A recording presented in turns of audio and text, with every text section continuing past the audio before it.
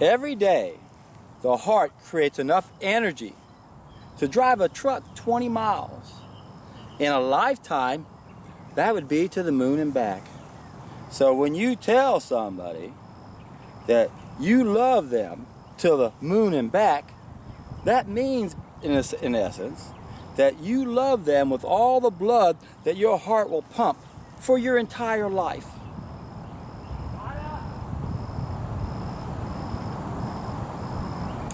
Love is the answer, isn't it, my friends? And yet, what is our world filled with? Fear, indifference. It's a shame, isn't it?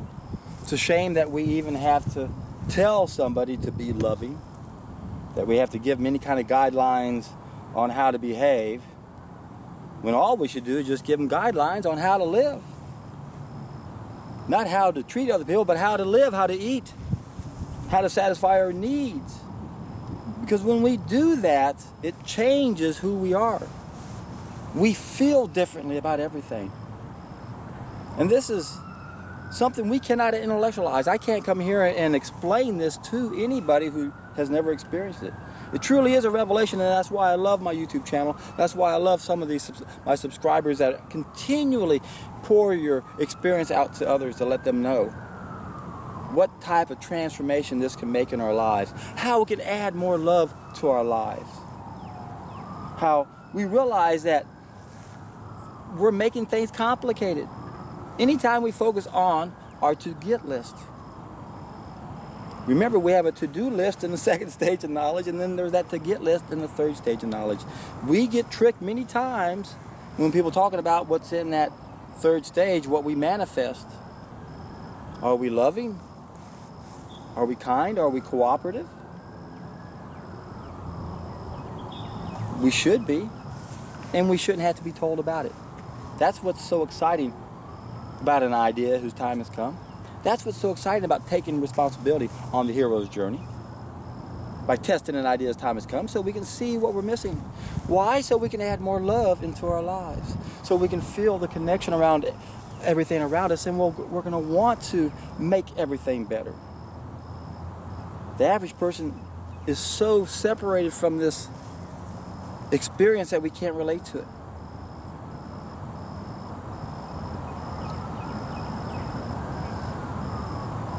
It's really sad, isn't it? When you look around and you see how much potential we have, and you see what kind of beauty surrounds us, and then you look at the reality of how we spend our day, how we don't understand really what's going on, that we're being programmed on levels that we don't even understand. Our beliefs, our values are shaped and molded. Our brains are bombarded with so much baloney that it pretty much guarantees that we're going to keep where we are unless we can wake up to this reality. So we can't expect anybody up there to help us. When I say up there, I'm talking about any type of organization or the government or anybody else. This is not a top-down solution. It's a bottom-up solution. It's the only way it's going to work. Our systems are broke, and you can't fix a broken system when the main thing wrong with it is all the people in the system. The people have to change, and then the system will disappear. As it is, our systems that are created to solve problems are our number one impediment to keep the problem there. Because when the problem is solved, the system must die. Isn't it odd how systems almost become like their own entity? Once they're created, they don't want to die. Think about it. You got these big organizations with tens of thousands of employees. You kind of become a family, don't you? Don't want that company to die. Too many people rely on it. But what if that company's doing harm? Well, that's an interesting question to ask when you know what's going on. Because so many of the enterprises that are making the most money are doing the most harm at the same time. We can vote with our money. And that always isn't easy to do either, is it? Life's not supposed to be this difficult, my friends. But we can make it easier for ourselves if we can understand how much impact our choices have on ourselves and everyone else around us. And that's the only thing that's going to make anything really change. It's the only thing that ever has. We just got to be persistent. We got to realize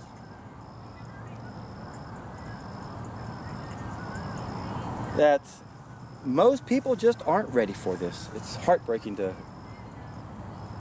consider the odds we're up against. But there's enough people out there. In fact, it reminds me of a show, a radio show here in Houston. This guy has a show called Connect the Dots. I said, well, what a clever title for a show. I wouldn't mind having that title and do a show for that, because that's what I love to do, connect the dots. And his slogan is, people are smarter than you think. And that in itself is an interesting statement, isn't it? Are people really smarter than you think? And when it comes to what really matters, yes, it isn't complicated when you realize how simple the big mistake is. It's simple to explain to people you are what you eat. You're eating the wrong food, test an idea as time has come, and you'll have an aha moment within several months, and you'll realize what it's all about.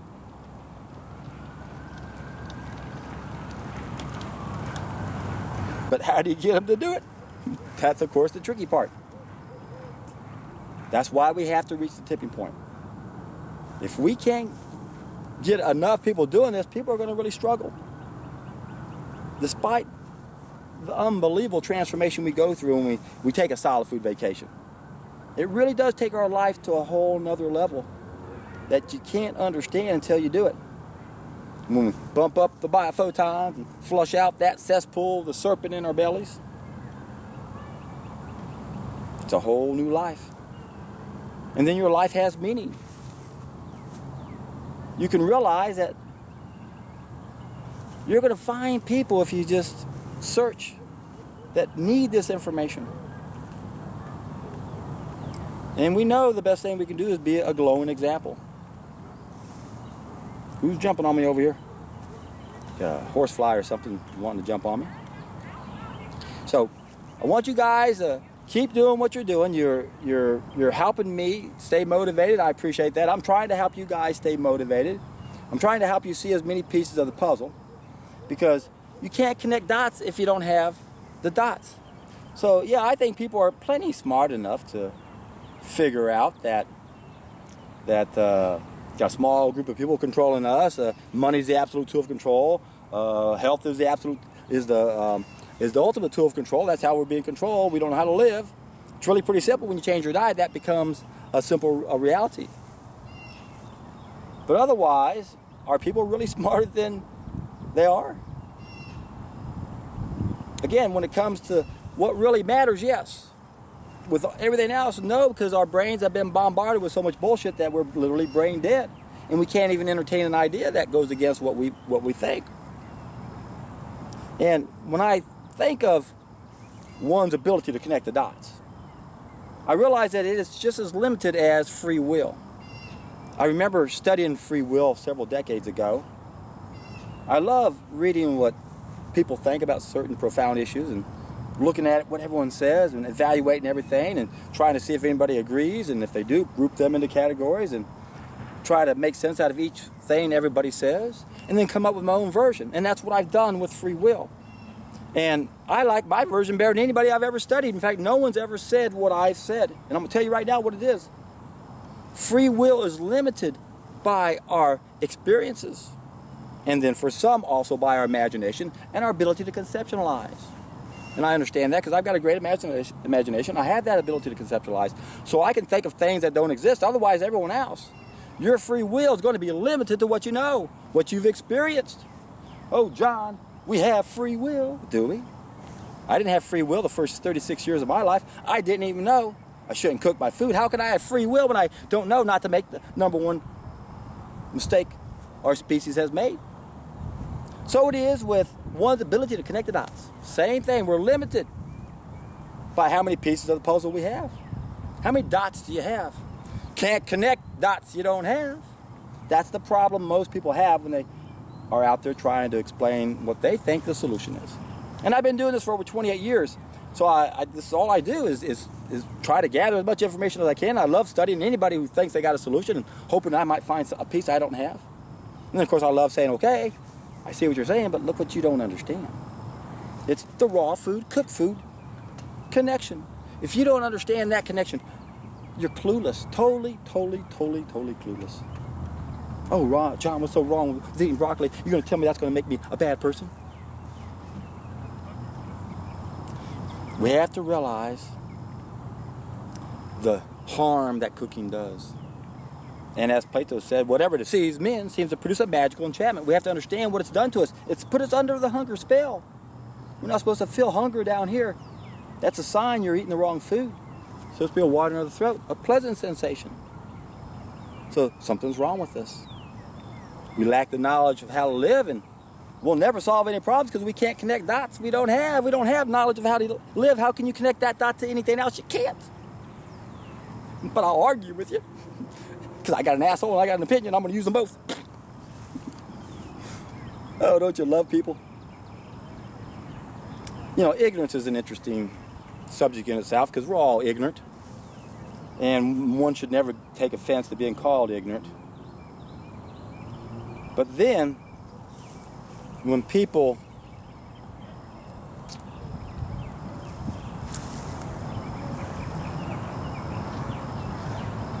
share their ignorance, when people, how did I say that while I was just coming out here a while ago? It's one thing to be ignorant, but it's another to let other people know about it. Something along those lines. And in that case, I think it'd be safe to call those people stupid. You were doing pretty good when you didn't open your mouth. No one knew you're ignorant. But then as soon as you shared what you think, and when you force it, that's I guess the word I was looking for. When you force your ignorance on other people saying, you're wrong, raw food is not the fall of mankind, I'm an ignorant fool and I'm going to make sure we never figure that out. That's a stupid person. When you attack the only thing that can help solve our problem.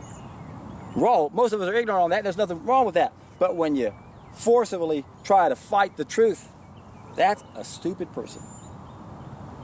Because they don't even realize they're putting nails in their own coffin.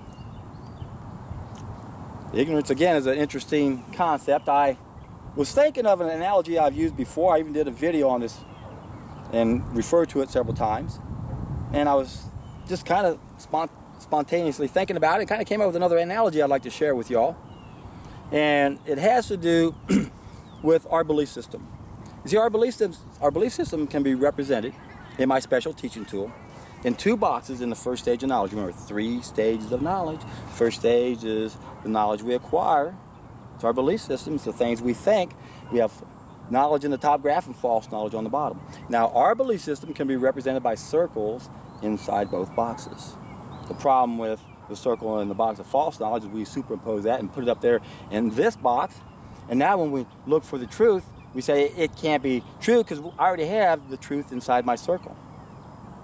Now, what's interesting about this is, relatively speaking, the average person, we're all the same when there's one form of ignorance. There's actually 3 forms of ignorance. But with one form of ignorance, we're pretty much on equal terms. And the analogy I was thinking of today was, instead of using circles inside boxes, imagine you got this big, huge container of water or liquid or whatever, and now you got a little cup.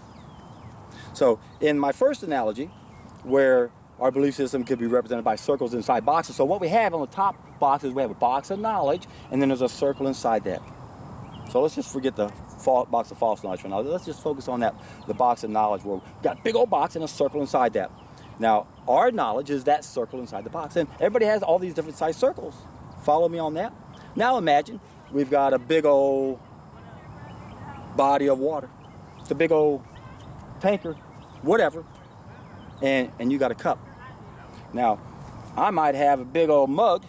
It's 1,000 times bigger than this little guy that has a little bitty cup that's so small you can't even measure it. But imagine that we take that cup and we dip it into that knowledge and we come out of it. Now what I got is all that knowledge is in my cup, just like it was in my circle before, but now it's in a cup. And now so what happened if the container was full of water? Now it's come down based on how big your cup was. And then whatever is left inside that container is one form of ignorance that you don't know. And that's where the knowledge we need is at. So what happens to the guy that has a little bitty cup that's 1,000 times smaller than yours? He dips in, he comes back, and now you got these two cups. But when you look at all the other knowledge that we both don't have, we're on fair grounds right here, because there's not much difference. There's a whole lot we don't know. But this is what makes the difference between these two types of people, and it explains what's known as the Socratic irony, where you finally get to a point where you realize, God, I don't know anything. And the way it's used with the circle is that what's inside the circle is what we know, what's outside our circle is what we don't know. But then there's a line that forms that circle. And that represents the interface between what we know inside the circle and what we don't know outside of our circle. And these are our unanswered questions. This is a form of ignorance that we know we don't know. So, in other words, as our circle gets bigger, the more aware we are of all the other ignorance out there that we didn't know was there. Think about it. I didn't know anything about glass blowing. I started studying it. Now I've got thousands of questions I didn't have before because I didn't know anything about it. So, you got two types of people with circles inside there, or two cups, big cup, little cup. Well, you're both similar, relatively speaking, as far as being ignorant relative to all that other knowledge. But when it comes to your awareness of how much you know you don't know, the guy with the big cup or the guy with the big circle is more aware of their ignorance.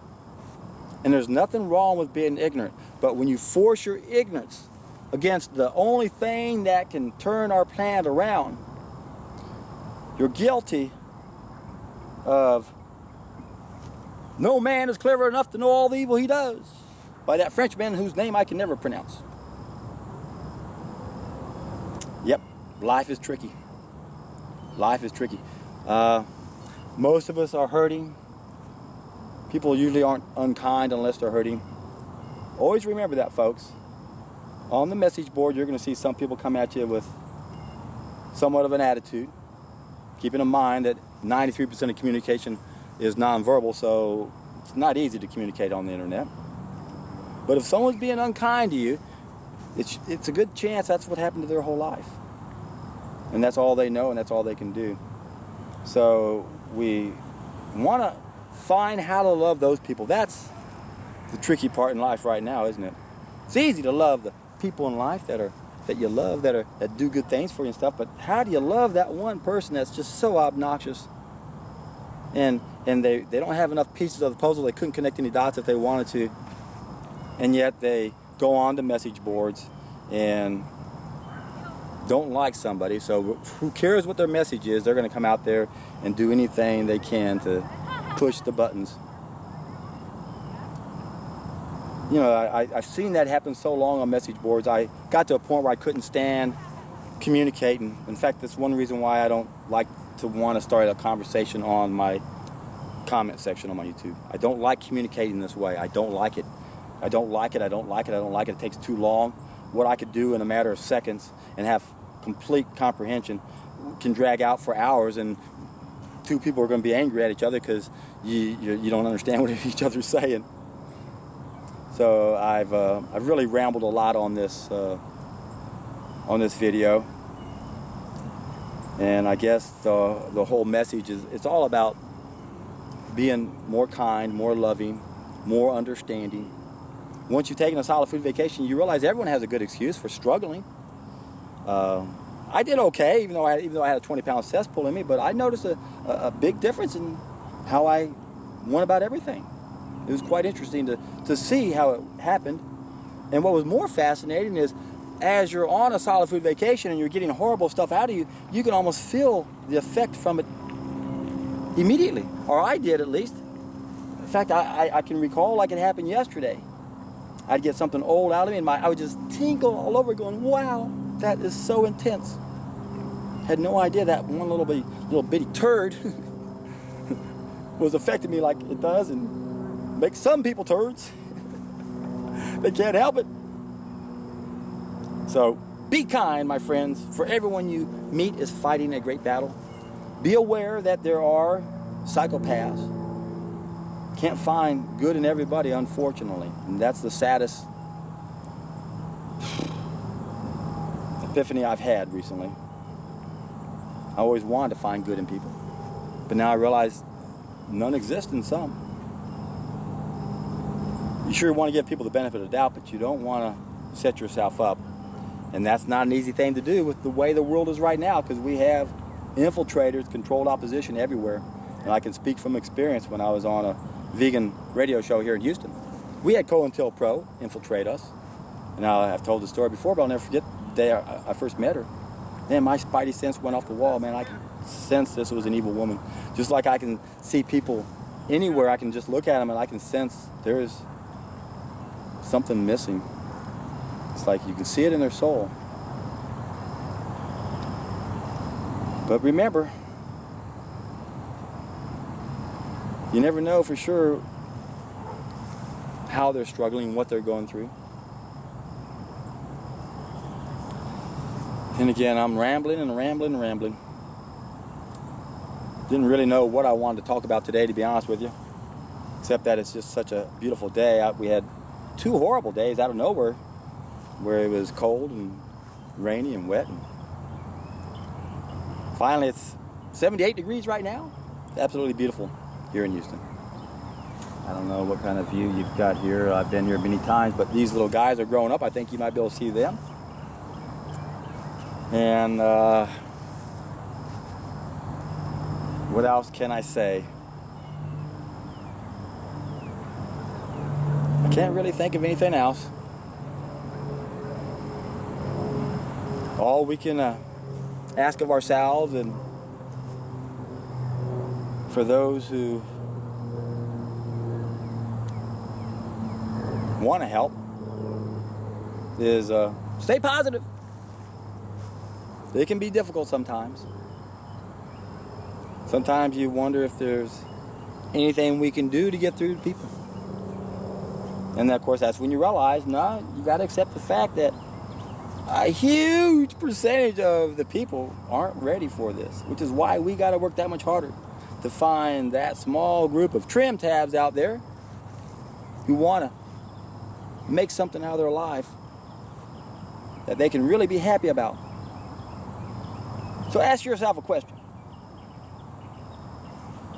Am I happy when I wake up? Are you excited about what you get to do every day?